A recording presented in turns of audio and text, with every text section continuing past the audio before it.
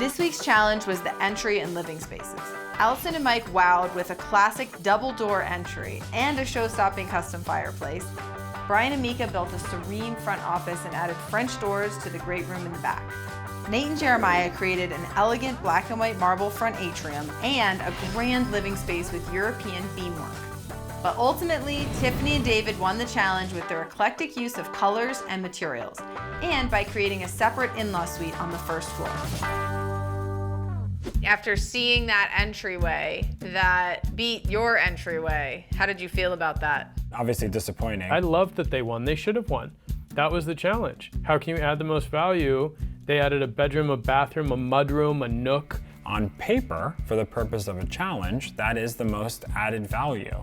Man, they took some risks. They changed their entire floor plan. They made a mudroom that didn't exist. So they added a full bathroom. So value, which is why they won. Yeah. They deserved it. They deserve that one. What'd you think about their design? Oh man. We loved it. It's more risk than we would have taken, but gosh, just when you walk through the door, there's just a positive, fun energy. I think that's the word. Like we described every house in one word, and I said, this is energetic. They had a lot of fun with color, layout, textures. Which we knew they would. It could overstimulate some buyers, I'm not gonna lie. But for me, because I love their personalities, I'm like, this house is totally them. I don't know if I necessarily want to live in a house like that, but gosh, they had fun designing it and we had fun walking through it. What I liked more than anything is that they moved the kitchen to the back of the house, which gave them a lot more room to play with. It was amazing. And I think that's why they end up getting it. They deserved it. It looked really good function-wise. It was brilliant, and it was definitely colorful. There's no doubt about that. When David and Tiffany won, it was great just because Paige was there. Paige Turner was, going through a description of everyone's space more meticulously, more passionately than any other judge to really almost help all of us envision what each other's spaces look like. And when she said that she walked in and walked around the corner and saw the mudroom, plus they added the bedroom with the full bathroom and converting that powder room, I knew it immediately. I don't know. I mean, I just felt like that was theirs. That was theirs to win. You guys killed it on that one, right? You came away. That had to feel good. Tell me how that felt. Oh my God, I broke his back. We weren't even dating and I broke his back, girl. She jumped on me. I was injured. He took it like a champ. And I finally got a massage last night and I'm finally loosening up. But yeah, it felt great. So you changed your entry a lot. It looked totally different than anybody else's entry. I mean, that wallpaper was the one thing I put my foot down and said, this is happening. To me, it was like such a great statement. And when people walked in and went like this, oh my God, it's a lot. And I go, then it's just right. Because that's how I design. Oh, you know what? There's one thing that I would have changed. I would have gone all the way up with the black in the hallway. That's it. Because I know we couldn't get all of the wallpaper. I'm an all is all, more is more type of person. I would have just kept going. Okay, so that in-law suite that you added right there at the entry, so smart. I mean, that was a big part of your budget. How do you feel that that turned out? Was that something that, would you have changed anything? We won that challenge. Why would we have even second thoughts? No. Could be a father-in-law. Why do we always say the mother-in-law? Why does she always get the raw end of this deal, She is squeezing kids out of her, but JJ, she deserves the title. She deserves the room title, huh? Was there any times that you tried to look into other people's houses? Was there any spying that went on? Yeah. I mean, we didn't get far. But there's always a window in your house that you might be able to see something. And I was fixated on what Allison and Mike were doing. Okay. Because we could sort of see some stuff, like our main bedroom overlooked kind of their driveway and garage. So when you were up on that second story, you could kind of see stuff get loaded in. I was pretty fixated. I was like, what is that? What's happening? Are they doing an antique fireplace? Are they not? Is she bringing in architectural salvage doors? Or is she not? I love it. I made a joke out of it. I hid in a box and ran across somebody's front yard. Question.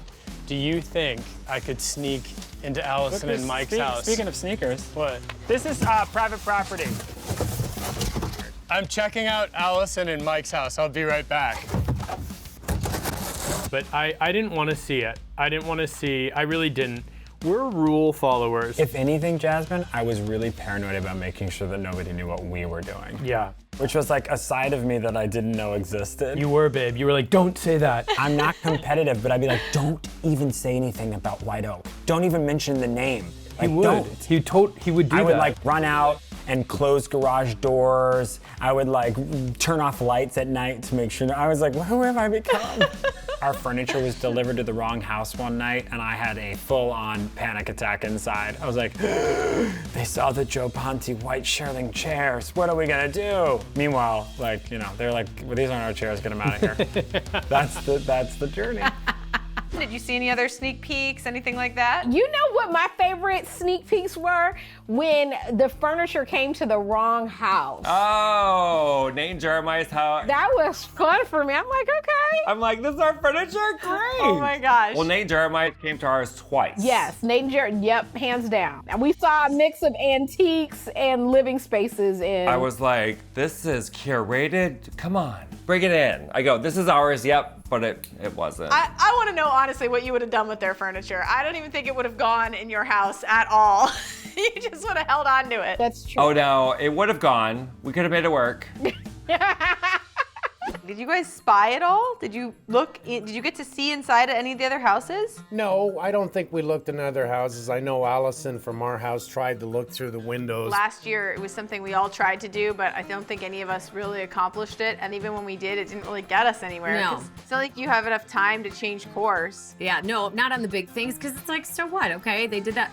Well, I didn't. For us, it was more of like, let's focus on us. You know, let's focus on what we're doing. Did you ever get to sneak a peek into anybody else's house? We peeked through windows. We actually went to go see what was happening. We were sneaking inside places. We're nosy. We were low-key snoopers. I think it was like the second day. David and Tiffany, they were already dressing up in disguises and trying to spy on people. And They showed up to our house dressed in painter suits, pretending to be painting the front porch just to peek through our window. But look at this, look at this. Oh, it's really good. What the heck? Are y'all here to paint or what? Oh, free labor! They definitely were the most creative in spying, I would say. Did you catch anybody spying on your house? No.